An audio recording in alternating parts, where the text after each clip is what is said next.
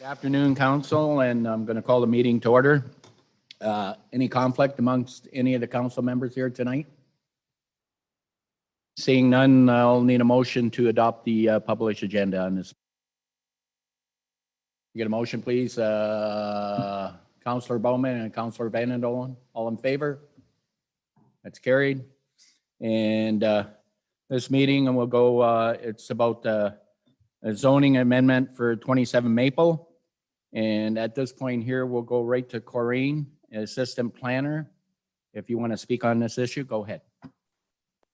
Hey, good afternoon, everyone. Hopefully my mic's working here. Mr. Mayor, thank you, and Council. On the agenda today, as Mr. Mayor stated, we have two site-specific zoning amendment applications to be presented. And the first one being 27 Maple Ave and the second being for vacant land off of Roseboro Ave. And they're both located in Harrow Center. Okay, next slide. Thanks, Shelley. So the purpose of the meeting today is simply to walk you through these applications and to hear any public comments or concerns and give you the opportunity to ask questions to the owner and to us as staff. Please note, this meeting is for information purposes only, and council does not make a decision at this time. Next slide, please. Okay, great. So this application, the owner is Mr. Andrew Talbot. You can see it's a numbered company there. The location is 27 Maple, again, Harrow Center. The official plan designation for this property is residential, and the existing zoning for this property is Residential District 1.1. So that's low density housing on urban lots. That allows for one single detached dwelling as a permitted main use. Next slide, please.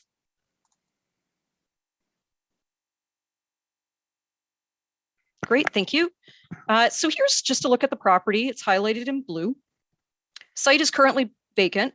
Maple Ave is a municipal owned road. It has municipal services such as water, sanitary sewers, and storm sewers. The road right of way is wide enough to actually allow for room for residents to have additional parking on the gravel shoulders of this road. And you can see that here in the photograph. This area also, I just wanted to note, is not in the regulated area of the Essex Region Conservation Authority. Next slide, please.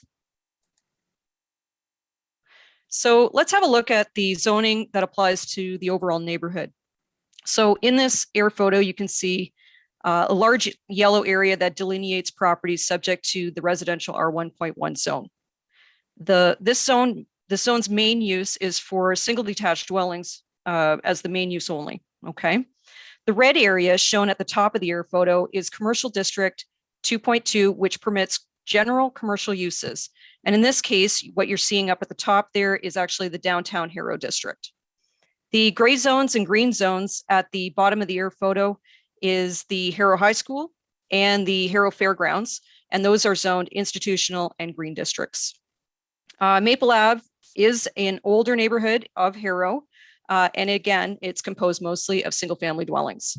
Next slide, please. Okay, great. So let's have a look at the street view. So top left, you can see that the subject lands are currently vacant, and the bottom shows that there's flanking single family dwellings that's located just east and west of the property. And in the bottom photos, you can see a little bit about like the different types and residential styles that are along Maple Ave. So we've got a mixture of century homes, homes from the 40s and the 50s, some ranch style homes from the 60s and 70s, and a newer home that's actually going across the street currently. Next slide, please. Okay, so let's move into the purpose of the application. The owner of the subject property, Mr. Andrew Talbot, wishes to construct a semi-detached dwelling in order to provide long-term rental accommodations geared to seniors looking to downsize and locate to Harrow. A semi-detached dwelling is a 2-unit dwelling divided straight down the middle, which shares that common wall. So think of it as a side-by-side or 2 units attached at the hip. So the residential R1.1 zone does not permit the construction of a new semi-detached. The applicant is applying for a site-specific zoning amendment to add this specific additional use. Next slide, please.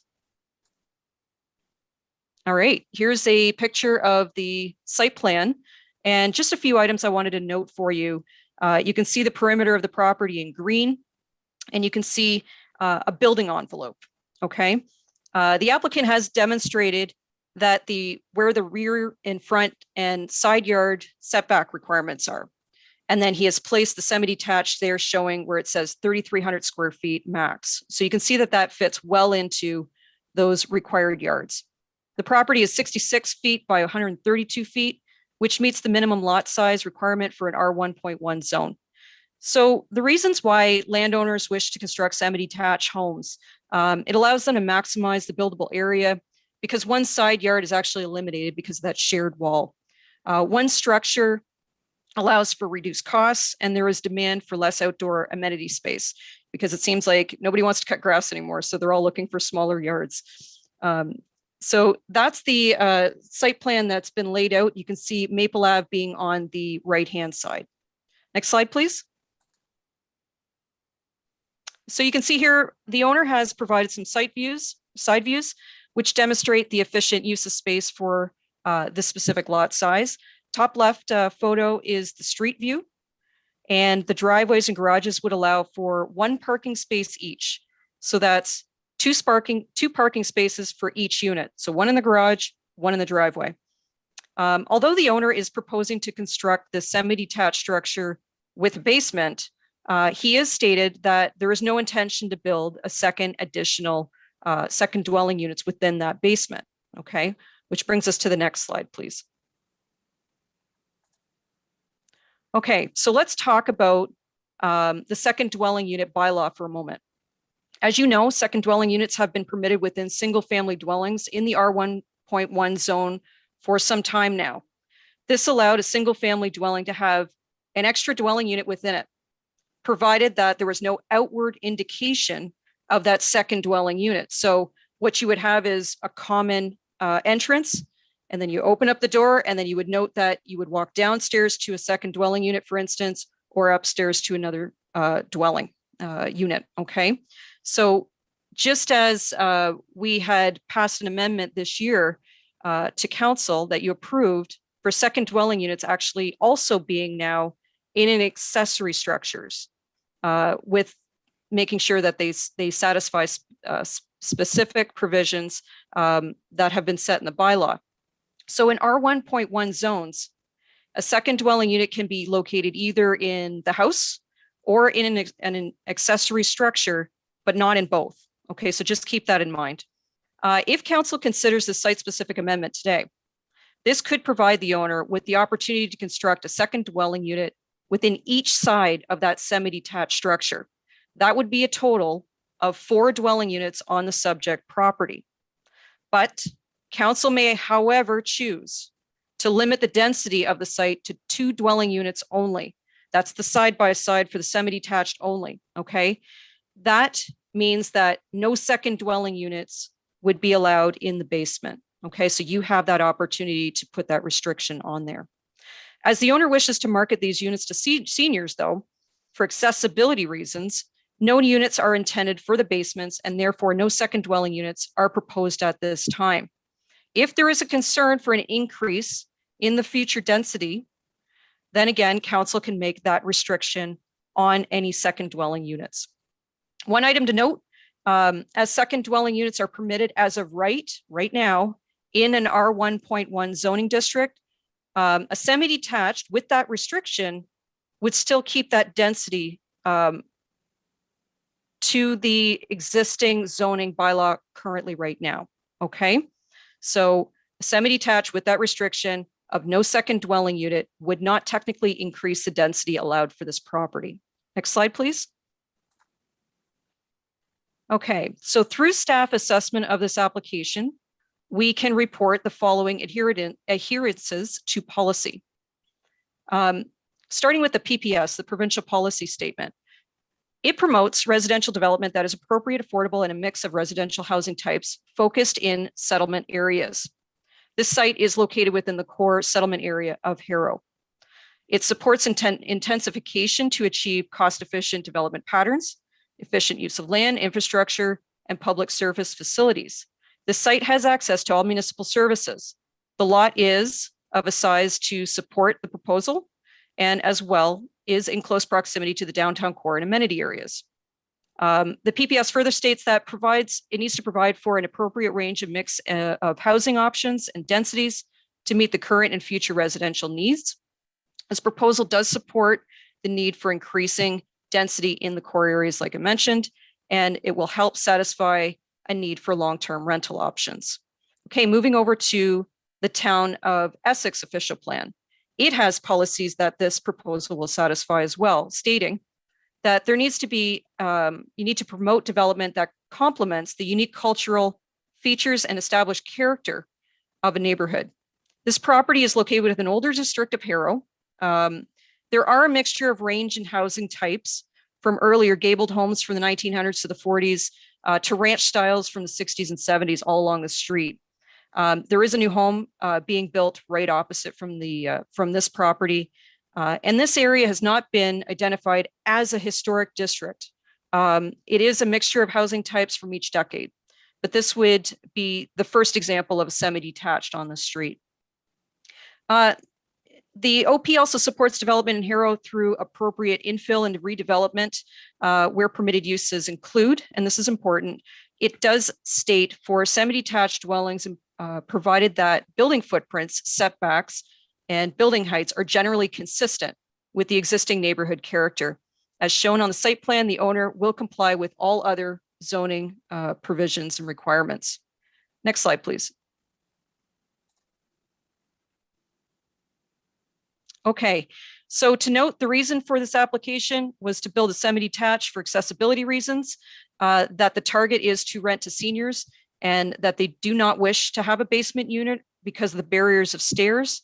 The official plan outlines direction to council and staff for considering zoning and bylaw amendments, which are listed here on the screen. So is it desirable? Is there a need for the proposed use? The extent of the surrounding area is developed and the nature of the development is compliant with what is being proposed. Is it physically and it's suitable for the land for such proposed use? Ensures accessibility and no impact to safe vehicular or pedestrian traffic? Is it adequate for municipal services? Is it compatible with the adjoining land uses? And is it compliant with the general development policies and specific relevant land use policies of the official plan and the zoning bylaw? Next slide, please. So let's talk about that. Here's the rundown of the building matrix. You can see here that here's what the bylaw states, here's what's being proposed. So the permitted uses for an R1.1, you can see it's a single detached. What we're proposing, semi-detached. Lot width for a semi-detached, for example, in an R2, where it is permitted, you would be looking at 60 feet for frontage. This property is actually 66 feet. Lot areas for semi-detached, again, in the R2.1, so where they are permitted, it calls for 6,300 square feet. This property is actually 8,700 square feet. Lot coverage for an R1.1 maximum, lot coverage is, you got to be under 40%. This one comes in at 37.8%, so just under. Lot height, front yard depth, rear yard depth, and side yard depth, they can comply with all of those provisions for the R1.1 zone. Okay, next slide. Okay, upon circulation to agency and internal departments, these were the comments that we received. No objection from fire. Infrastructure services stated that they have no objection. They did mark that each unit must have separate services. So that's your water meter is required for each unit. Development services got back to me and stated that each unit will be subject to development charges in 2022. So as you will know, development charges were waived in Harrow, but 2022 has them reinstated, and they will be instated for 2022 for this at 25%. So that's why I've stated that 75% will be waived. And we did receive comments from the Essex Region Conservation Authority, and they had no objections. Next slide, please. Okay. So here is the range of the circulation for the public. It's 120 meters around the property. And it states here on the slide that we received 4 public comments. As of Friday, we did receive a couple more with regards to a petition letter that was sent around the neighborhood. And that petition letter was sent to us as staff. And what I'm going to do is I'm actually just going to read that petition letter once, and then I'm going to state who we received that petition letter from in accordance with their addresses. Okay, so it states here, I submit this letter in writing due to not being able to attend the December 6th meeting in person, and I oppose the above mentioned amendment. This is a mature, established, single-family residential neighborhood, and I do not want the character to change to a highly dense residential mixed use, creating the additional burden for parking, noise, and traffic. The proposed drawing of the semi-detached dwelling will make any person of ordinary care and judgment come to the conclusion that this does not fit the neighborhood. The neighborhood is zoned for single-family dwellings, and it should stay that way. There is no argument that there is a housing shortage in the town of Essex, as there are 3 subdivisions presently being developed in the north and the south. Is there a need for affordable housing? Yes. However, I am not aware of this semi-detached dwelling as being a geared to income rental. I have expressed my views, and I hope council seriously takes them into consideration. I believe that the proposed drawings for the semi-detached dwelling belongs to a new or newer subdivision development that had specifically planned to build single-family dwellings and semi-multi detached dwellings to complement each other's architecture and design. Okay, further, it states, if council decision does not fall in my favor, then the following restrictions should be applied to the building of the semi-detached dwelling. The applicant's build is restricted to 1 dwelling divided vertically into 2 dwelling units by a common interior wall. And they state, note, if this amendment to the Town of Essex zoning bylaw pertaining to this address is successful, I refer council to review the section that is stated in the public meeting document under. And then this is the public meeting item that they're mentioning. It says proposal. The subject property is presently zoned residential district 1.1. As a result, the applicant is only permitted to construct 1 single detached dwelling. The applicants have applied for a site-specific zoning amendment to allow for the following use: 1 semi-detached dwelling.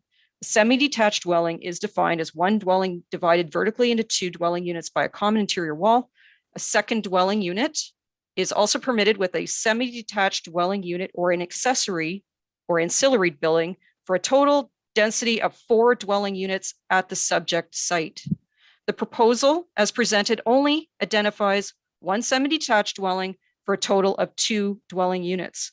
And then it states, my interpretation of the definition is that if council approves this amendment, the applicant could design a build that would allow for 4 family dwelling units, and council would have no authority to prevent that build. And then it states, my question to council, is there a safeguard in place to prevent the applicants from building a 4 family unit dwelling? And this petition was signed by the following.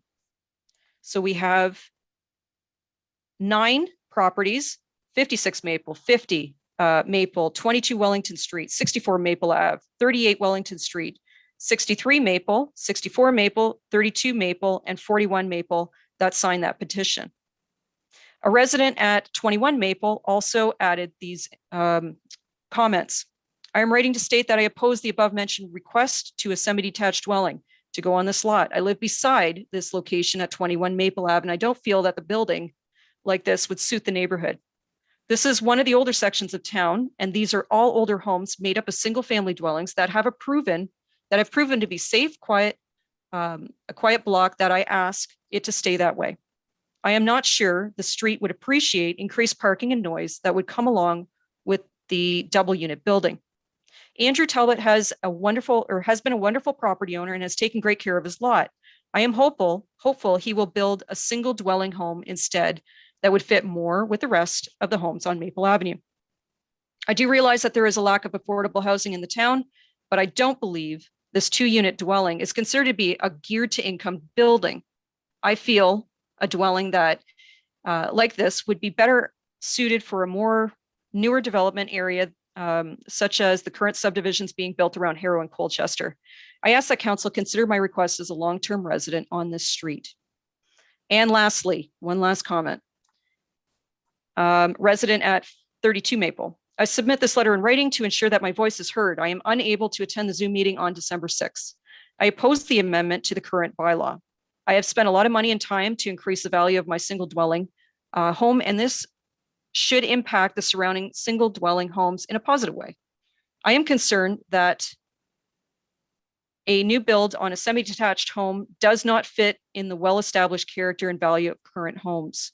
I am concerned that if the zoning changes for this home, that it will allow future developments for additional semi-detached homes, and this will also change the character of this well-established single-family residential neighborhood.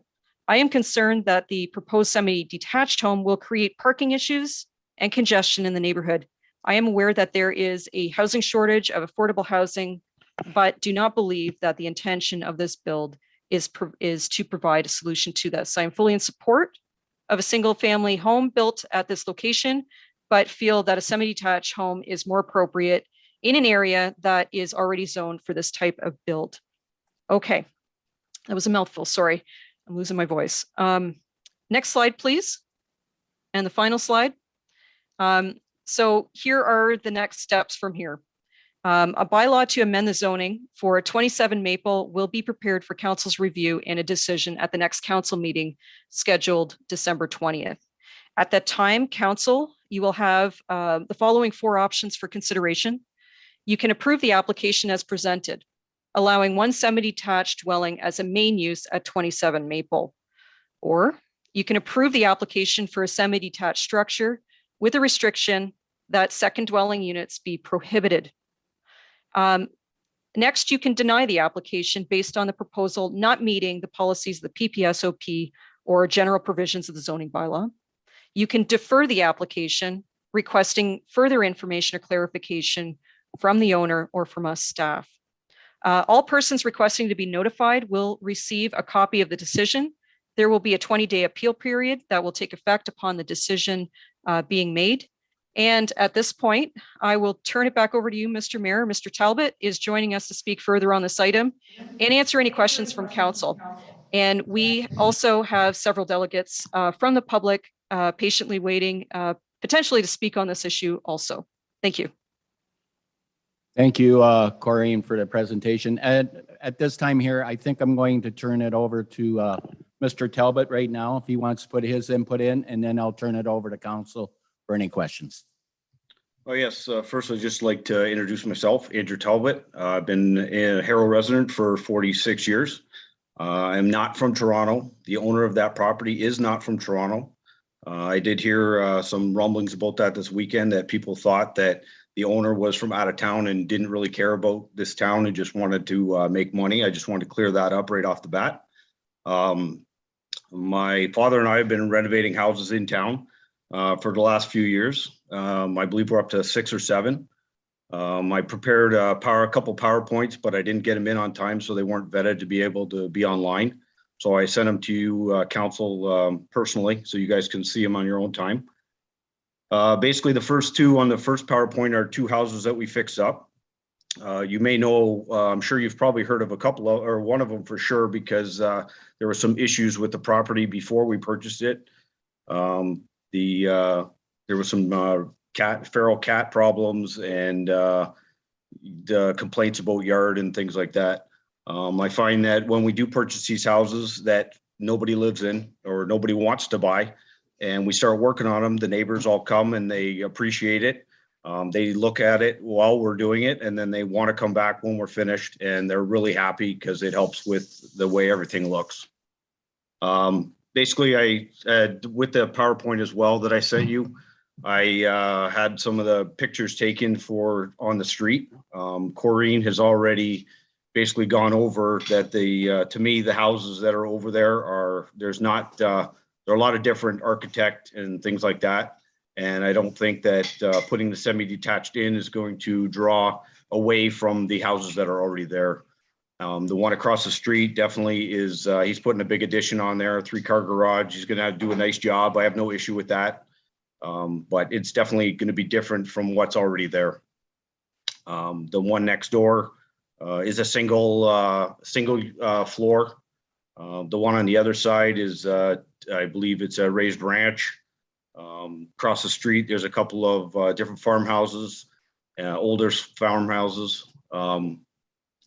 basically, I was going through the email that was sent into the town with a lot of people signed, which I didn't realize there was going to be this much kickback on this.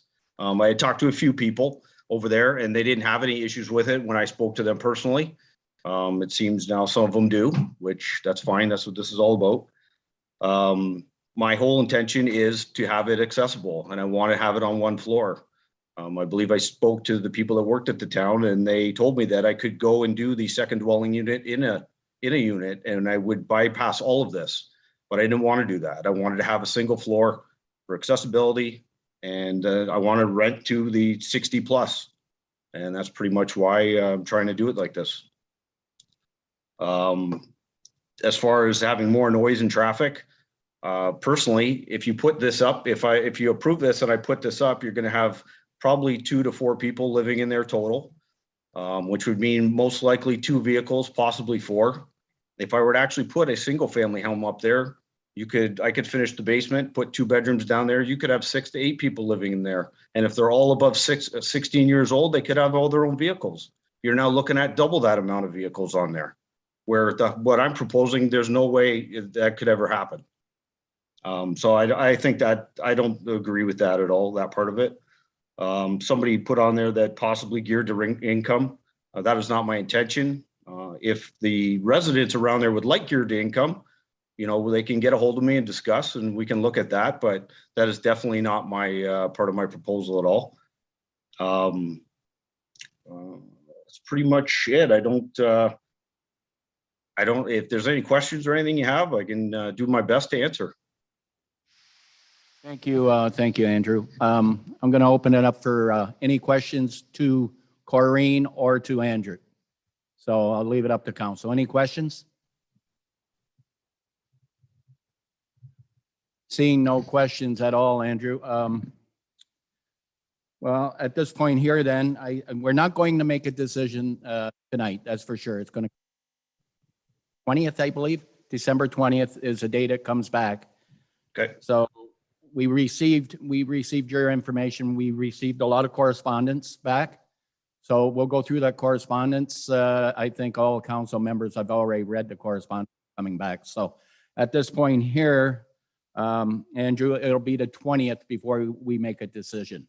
Okay. So I'll leave it at that. And at this point here, I'm going to need a motion to accept Corrine's presentation from council. So could I get a motion to accept her presentation? Councillor Vanendel and Councillor Verbeek, all in favor? That's carried. And once again, Andrew, December 20th. Thank you. We will probably make a decision that date. Okay. So Councillor Bowman, you had something here. Go ahead. Don't we have some people waiting to speak? Yes, we do. We'll listen to the delegations, but like I say, we won't be making a decision until the 20th. So, but I'll need a motion first to accept the correspondence that we had. Okay. Councillor Bowman and Councillor Bjorkman, all in favor of that correspondence? That's carried. And now I'll go right to the delegations. And pardon me if I'm not pronouncing your first name right. Is it Moria? Hosak? Is that the way you pronounce your first name? Are you there? Hi, Mr. Mayor. No, it's Moira Hossack. Okay. I just put my name down if I did have any particular questions. I think everything's been answered so far that I can see. So I'll await the outcome as well. Okay, so now we'll go right to Carol Schwartzbeck. I have no questions either. Everything's been laid out pretty well, so I have no other questions at all at this time. Okay, thank you, Carol. Dennis and Leanne Schwartz, is there any questions there? Leanne, can you hear me? I can hear you. I'm here, and I'm here with my nephew Blake, who lives across the street from the property, and he does have a couple questions or issues he'd like to ask. Yeah, sorry, my name is Blake Schwartz. I was unable to register for this. The link that I got in the mail it brought me to your old website, which would not let me through. I have a question about the, oh yeah, sorry. I have a question about, you're saying that my neighbor is building a detached dwelling, the 3-car garage. I am absolutely appalled that this was allowed by town council, and I don't want to see anything else like this go up on the street. My family has owned that property for probably 50, 60 years. And now I just see a brick wall looking out my dining room window. And if the street continues with the way that it is going, I would absolutely love to leave Maple Street, because if it keeps on going the way that it is, it's absolutely appalling. And if you guys want to put up a big stink about a sign on County Road 50 for light nuisance, and you allow somebody to build a 3-car garage 10 feet away from somebody else's house, and you want to keep on doing this, you know, I live in an old farmhouse, and once these houses go down, you want to turn Harrow into affordable living dwellings. I'm sorry, that's not going to cut it. That's the end of my rant. Sorry. I can just interrupt here for a minute. Okay, I understand. I know the garage you're talking about. Okay, but the issue here is the duplex that's being built. So can we just try to stick to that issue? If Yep. Put your input in on what you believe on this. So I believe that this new dwelling is going to just continue as a trend down our street, and it's just going to turn into something that Harrow is not, in my opinion. My comment is done. Thank you very much. Who do we go? Greg, are you there? Greg Pigeon? Go ahead, Greg. Yeah, can you hear me, Mayor? Yep. Okay, Mayor Snively, Deputy Mayor Malash, council members. My name is Greg Pigeon. I've never really met Andrew Talbot. I've just sort of met him via over the Zoom meeting. Yeah, I received my notice of this issue on November 17th, and I just find that it hasn't really given enough time to prepare on this issue, other than just say I oppose it. But I made myself available because I feel it's an important issue on here, and I'll discuss some issues. So in 1898, the former town of Harrow became a police village, and it achieved town status in 1930. This part of Maple Avenue between McAfee and Victoria was part of the original police village. Since I wasn't born at that time, I can recall that the past 55 years, Maple Avenue consisted of single-family dwellings only. From 1981 until present, I live on Maple Avenue in the former town of Harrow. Been here for 40 years. I moved and bought here because this is a mature, well-established, single-family residential neighborhood, and I do not want the character to change to a highly dense residential mixed use, creating the additional burden for parking, noise, or traffic. The proposed drawing of the semi-detached dwelling would make any person of ordinary care and judgment come to the conclusion that this does not fit in the neighborhood. The neighborhood is zoned for a single-family dwelling, and it should stay that way. So how big a role should neighborhood character play in determining what kind of housing gets built in an established, and I call it a historic neighborhood in the Harrow Center? As again, my house will be 100 years old next year, especially in the Harrow Center. I wouldn't say it's the highest. I would say it's the highest priority, the same level as neighborhood opposition. Semi-detached dwellings are cheaper to build than a single-family dwelling. Analyze the surrounding properties. What's the dominant character? Single-family dwellings. We want to preserve our home property values and the street's neighborhood character.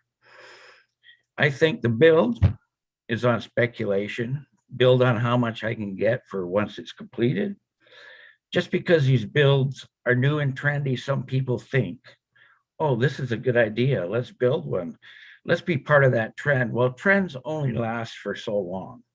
And we, the residents of Maple Avenue, will have to look at it and deal with it forever. If there's something trending, is there something trending? Yes. I call it the Pollard subdivision. It's the old Harold Junior School property. That looks great. The architectural design of the semi-detached dwellings on that property, that was proper planning. That's the area where those builds belong. I believe that the proposed drawings for the semi-detached dwellings belong in a new or newer subdivision development that has specifically planned to build single-family dwellings and semi or multi-detached dwellings to complement each other's architectural and or design. And I know this because my brother lives into a triplex in the Kingsville area, and that subdivision is single family dwellings and a mixture of the semi and multi-detached. Just show me one semi-detached dwelling in an established neighborhood in the Harold Center. Is this supposed to be the first? I know how Bill 108 come out from the province, and you just made amendments to definitions of ByLaw 1037, which we're talking about now. Some of the houses here are over 100 years old. Apparently that's not designated as historic, but it is to me. There's no argument for housing shortage in the town of Essex. There's 3 subdivisions presently being developed in the north and south. Again, is there a need for affordable housing? Yes, however, I'm not aware of the semi-detached dwelling as being geared to income rental. The Harold Center, Ward 4, has suffered greatly when we lost the high school 5 years ago, gutting our town. Now we have an Ontario corporation picking at our established neighborhoods, wanting to change them. When is enough enough? This is a big decision for council. If you support this amendment, you'll have the neighborhood upset. Who's the only happy person? It's the profit-driven Ontario corporation who will ruin the neighborhood's established character and lower property values. I didn't know where Andrew lived, so I didn't want to refer to him as an absentee landlord who's collecting a few $1,000s a month and lives I don't know where. Well, Andrew, I apologize for that. That is, you do live in Harold. Or council can make the right decision and vote to save the integrity of our established single-family neighborhood community by not changing the zoning and permitting only one single detached dwelling on that property. I've expressed my views and I hope council seriously takes them into consideration, but let me make it even easier for council. It works in a simple way. Your street gives you your rules. Now further, and I know Corinne has spoke on this one, if council's decision does not fall in my favor, then the following restrictions should be applied to the building of the semi-detached. And that's what the applicant, number one, the applicant's build is restricted to one dwelling, divided vertically into 2 dwelling units by a common interior wall. Now note, if this amendment to the town of Essex zoning bylaw 1037 pertaining to this address 27 Maple Avenue is successful, I refer council to review the section that is stated in the public meeting document under the proposal, which was sent out to everybody. If you want me to read that again, I can. I know Corinne had included in her presentation on some of the oppositions. Mr. Mayor, you can just confirm that, or if you want me to read it, I can do that. I think Corinne is pretty well touched on that, Greg. Okay, Mr. Mayor, but even though from what I heard from the Mr. Talbot that there is a basement being built. So there is that possibility of a 4-dwelling unit.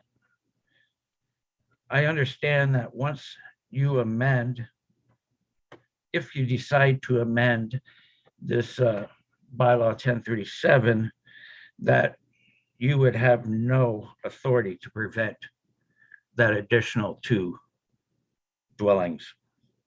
So my question to council, is there a safeguard in place to prevent this Ontario corporation from building a 4-family dwelling?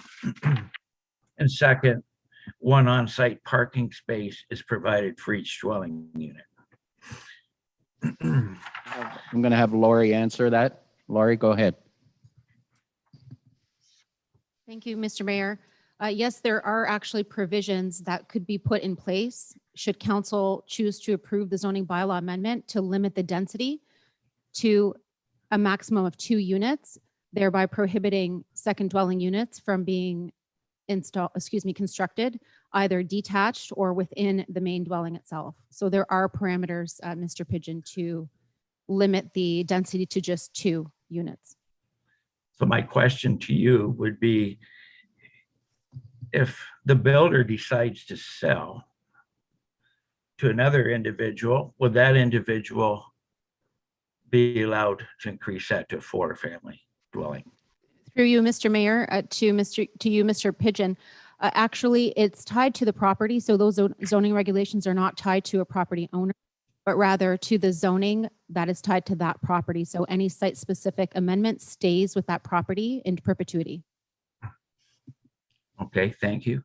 I just have one other question on Mr. Talbot's comments geared to seniors. He's hoping to designate that to a senior's residence. Well, my question, or I guess my answer or advice to advise Mr. Talbot to have a real good look at the Ontario Human Rights Code in reference to landlord tenant.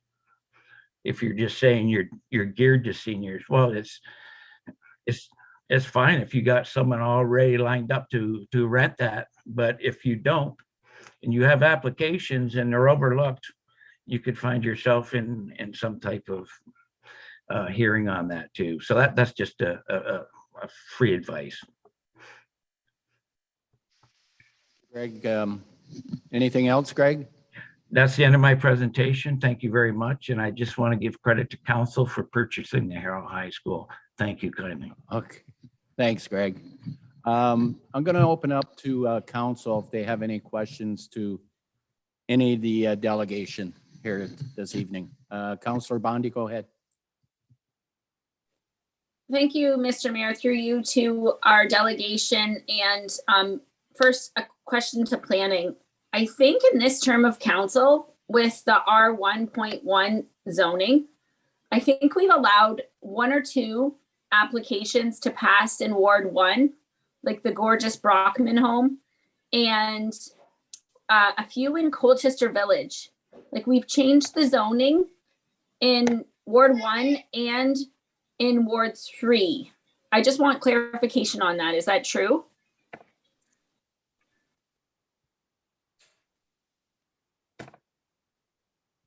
And then I have a question for the delegate. Go ahead, Rita. Through you, Mr. Mayor, to Councillor Bondi, yes, we've had similar applications in Ward 1 and in Ward 3 to permit semis. Okay, thank you. And today, there was, for the councilors and members of the public that aren't maybe familiar with the area, there was some pictures, more pictures that Mr. Talbot sent to us today.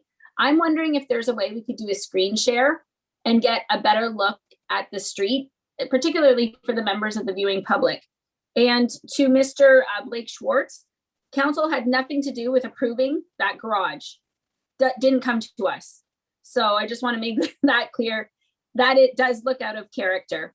I also drove down the street today and there's a home on the street that has multiple cars parked in front of it and in the driveway, and it doesn't look great. So there's already some anomalies in the area, but if we could see what Mr. Talbot sent us today, I think it would be helpful for counselors not familiar with the area and the general public. Thank you, Councillor Bondi. Unfortunately, we can't, at this time, we're not set up to show the pictures at this point. But we will in the future, but at this meeting here, we're not set up to show the pictures.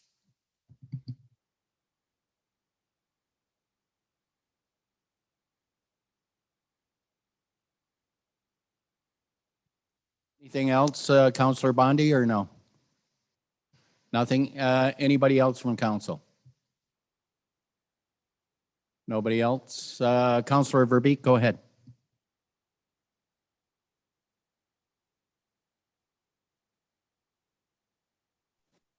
Okay, thank you. Through you, Mr. Mayor. Just, I guess a comment to Mr. Talbot, and then a question for Rita or Corinne.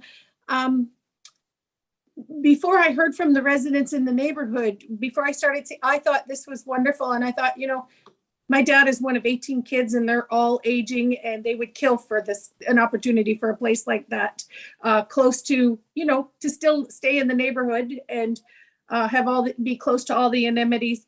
I'm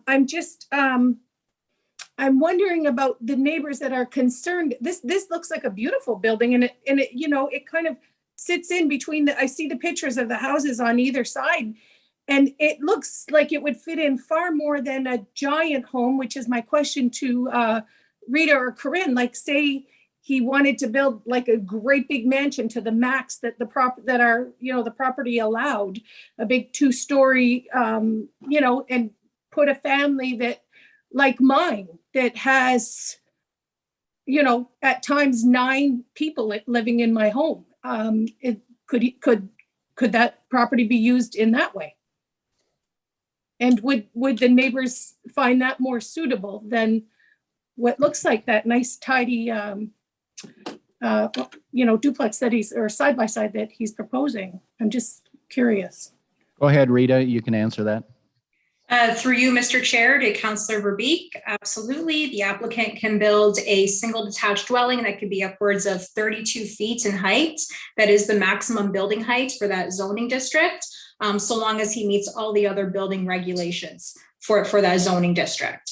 As well as Corinne noted in her presentation, there's also the opportunity to build a second dwelling unit in that single detached dwelling. So there's opportunity to accommodate 2 families. Thank you, Rita. Anything else? Councillor Verbeek, you're all set? Anybody else from council? Okay, once again, Andrew, thank you. Thank you for coming forward, doing your presentation. Like I say, it'll be December 20th before we make any decision whatsoever on this issue. So at that point here, I'll need a motion to accept all the delegations. I need a motion, Councillor Bowman, and the seconder, please, Councillor Guerin. All in favor? It's carried. Thank you.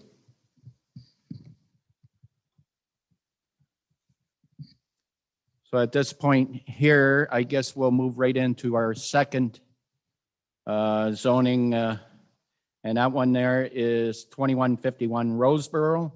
And once again, we will go right to Corinne from Planning Services. Okay, thank you very much, Mr. Mayor. Okay, moving on to the next and last application this evening is zoning bylaw amendment 1021. This property, 2151 Roseboro, it is a large property. You can see it here with the red star where it's located. It's in Essex, in Harrow Center.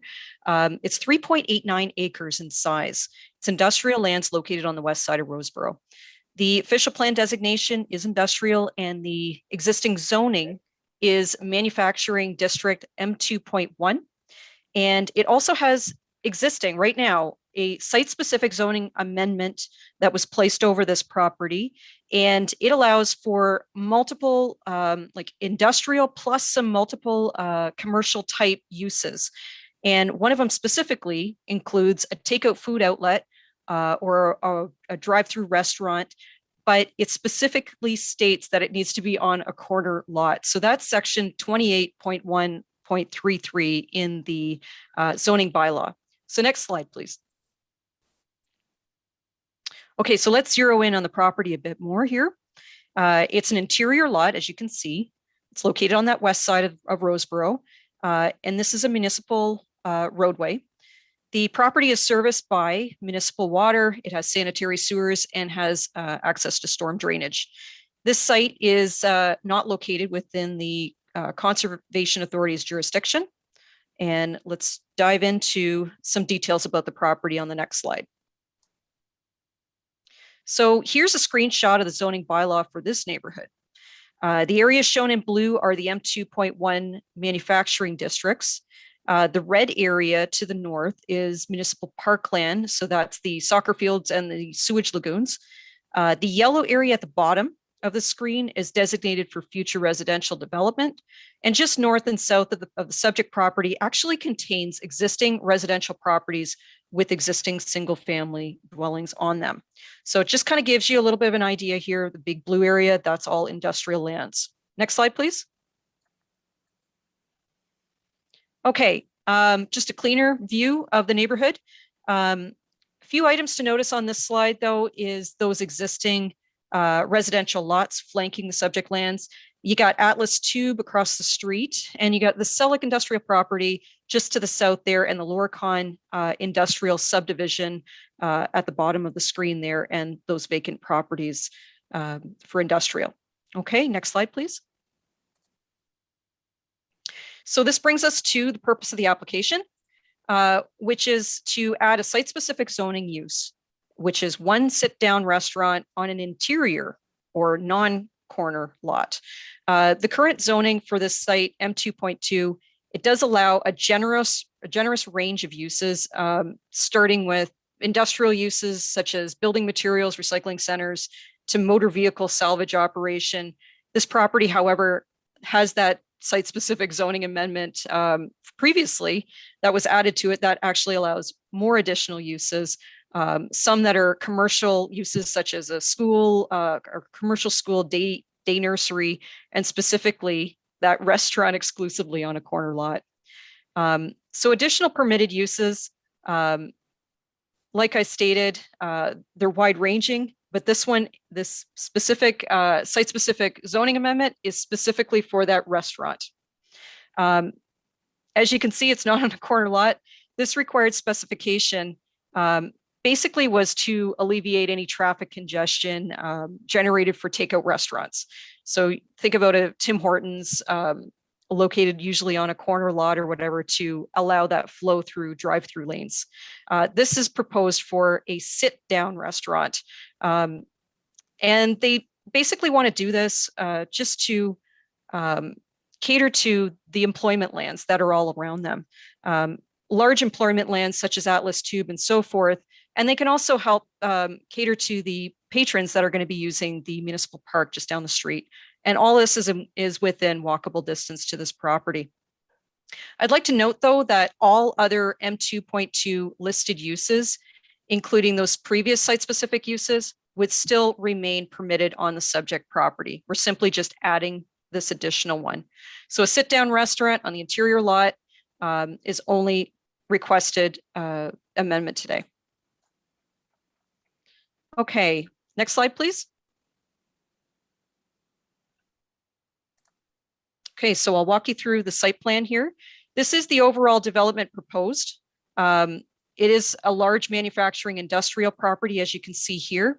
The owners wish to have multiple buildings available for rentals for manufacturing businesses and potentially some commercial, but wish to provide a service amenity of that restaurant in the bottom right-hand corner of the plan. So that building on the bottom right-hand corner, that's what we're talking about today. That's where the residential or the restaurant would be located.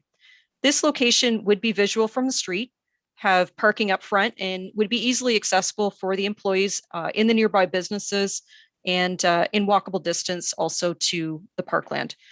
This overall development is actually subject to site plan control, and they are in talks with staff for reviewing this plan.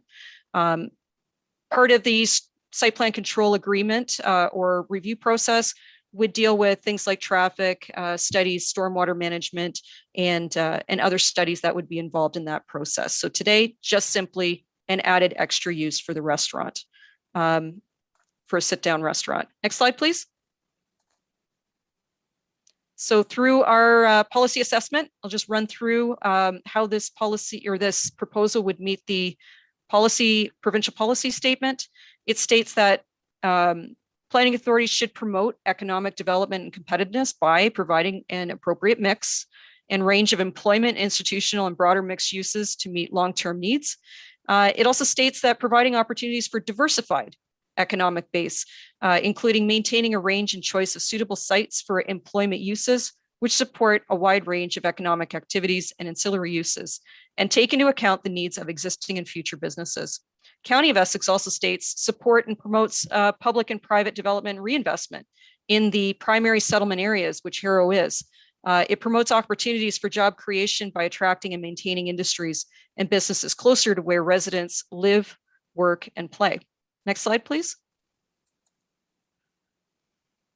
Okay, so how does the town of Essex support this type of proposal in the official plan? So it states that permits range manufacturing, fabrication, assembly, and processing of goods and materials.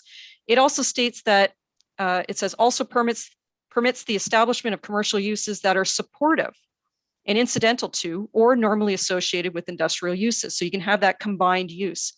Other commercial uses may be permitted by amendment. So this is important. This is what we're dealing with today.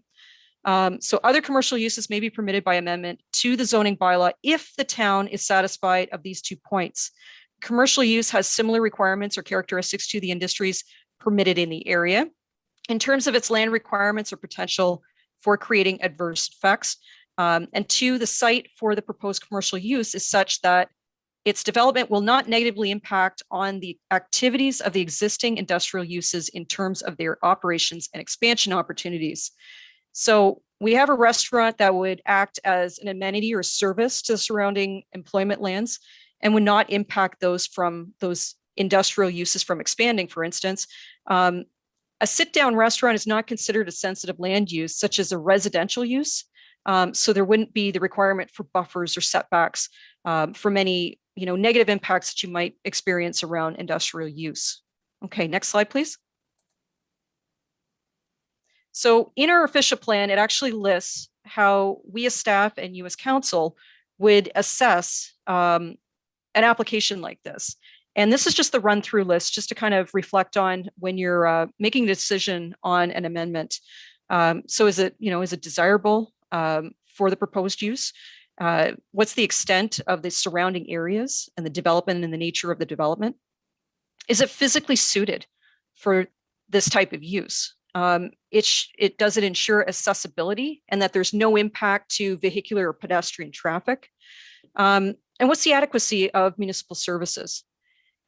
Is it compatible for the proposed use in adjoining areas? And lastly, how does it comply with the general development policies and specific relevant land use policies of the official plan and the zoning bylaw, which I've just taken you through? Okay, next slide, please. I always show you a matrix here. So just to show you kind of the comparison. So what does the bylaw regulation actually state as per what is being proposed? So you can see here, the regulation does allow a restaurant, but it's exclusive to that corner lot. This is an interior lot. The rest of the items here can be satisfied. So we got a lot width minimum for an M2.1. You got 60 feet for the width. This property is very large. You can see that it's 500 feet for frontage. Totally satisfies it. Lot area, the minimum, 10,000 square feet. We've got 3.89 acres. So we're surpassing that. Now the last 4, landscape area, front yard depth, rear yard depth, and side yard depth, will all be satisfied through the review process for site plan control. Next slide, please. Okay, here's the slide that shows you the range of who we circulated to. So 120 meters is necessary for a zoning bylaw amendment. And we actually received a letter of support from Mr. Steve and Deb Fournier, which I will quickly read here. My wife and I own the property at 2145 Roseboro Road. The zoning requirement that a restaurant only be built on a corner lot is directly related to us since we own the only corner available in this parcel.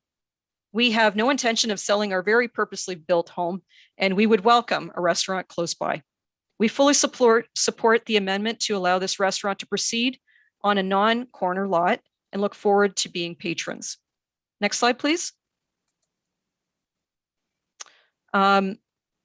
So the next steps, as I noted in the previous application, are as follows. So a bylaw will be created via staff and put forward at the next meeting, which is December 20th. And at that time, council will have these three options to either approve the application, to deny the application, or to defer the application. At that point in time, once a decision is made, there will be a 20-day appeal period that will take into effect. And we will forward that correspondence to anybody that asked for a copy of that. And at this point, that concludes my presentation, Mr. Mayor. I'll turn it back over to you. I do understand that we have no delegations for this application, but we do have the applicant who is joining us, and his name is Mr. Boudreau, and he's in the audience with us today. Thank you. Thank you, Corinne. Before we go to Tony, any questions from council to Corinne? Councillor Guerin, go ahead. Thank you, through you, Mr. Mayor. Okay, so somewhere, sometime, for some reason, in the past, a amendment, site-specific amendment was made to permit a sit-down restaurant on that corner piece of property, and the proponent is asking for the sit-down restaurant to be on another piece of the property within that property. Is that correct? Am I getting this right? Okay, so what we're saying here is if he wants to put a keg steakhouse there, that's what he could put there, is what we're saying. Example of a restaurant like that, a Kelsey's, a keg steakhouse.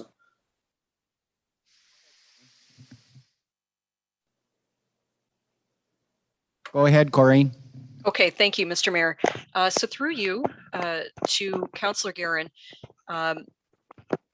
the site-specific zoning amendment that was passed some time ago for this property, it specifically does allow a restaurant, but yes, only on a corner lot.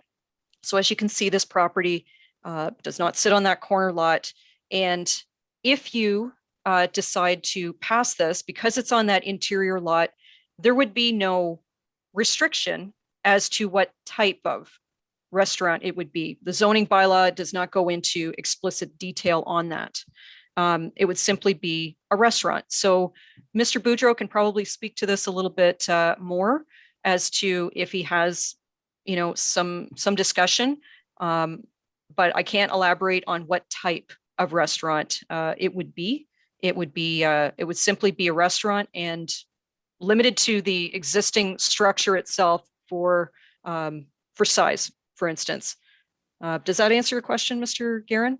Yeah, it does. So I was just looking for confirmation on that. I just wanted to make sure that I was understanding correctly.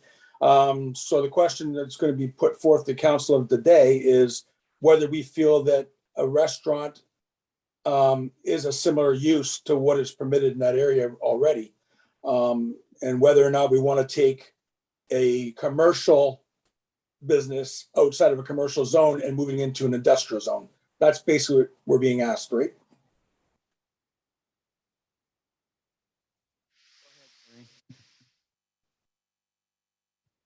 Plus the change of where it's going to be on the lot. Through you, Mr. Mayor, thank you. So right currently, Mr. Boudreau has stated with staff that this property is intended for industrial options on the property, also manufacturing, also some commercial activities are permitted on the property as well. As I've stated, the restaurant is already included in those site-specific listings. So we just have to deal with the specific stipulation that unfortunately it's not on a corner lot. So it will be a unit within one of those large buildings that I showed you on the site plan.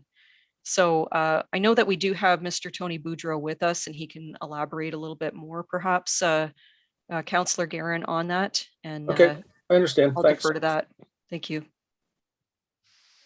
Anybody else from council before I go to Tony? Oh, Councillor Van Dolen, go ahead. Yes, Mr. Mayor, thank you. Through you, do we have an approximation of when this fast food restaurant ban was or prohibition was passed? Just a decade would do.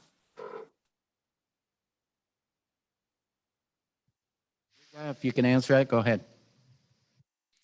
Through the chair to Councillor Van Dolen. The uses on this property were established back in 2014, 2015, when the lands were taken into the settlement area and zoned for industrial commercial purposes.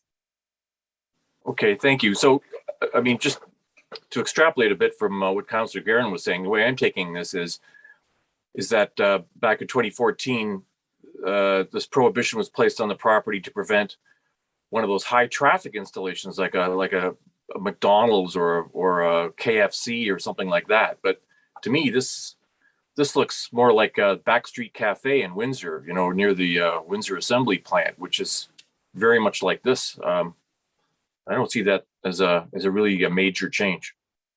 Correct me if I'm wrong, but thanks. Councillor, anybody else? Councillor Bowman, go ahead. I realize that we're not talking about the property at 2151, which is the corner lot. Is it in the zoning that would allow a restaurant on that property at some future time?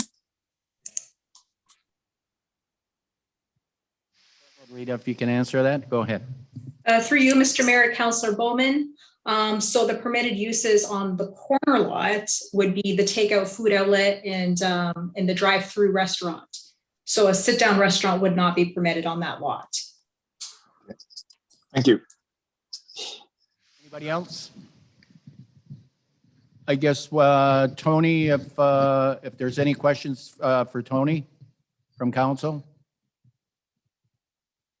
Tony, if you want to talk about your development, go ahead. Thanks, Mr. Mayor and council. Yeah, we just want to put in a family style restaurant that's going to serve breakfast, lunch, and dinner. It's not going to be open late at night. It's only to serve the needs of the people of the town. Like today I went uptown and there wasn't a restaurant open. There was no place for lunch. So we do need a restaurant in town that's going to be open all the time, and it's going to have access to good parking, easy access getting in and out.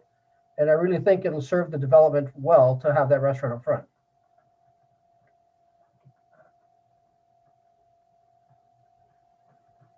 So that's what all I have to say on that.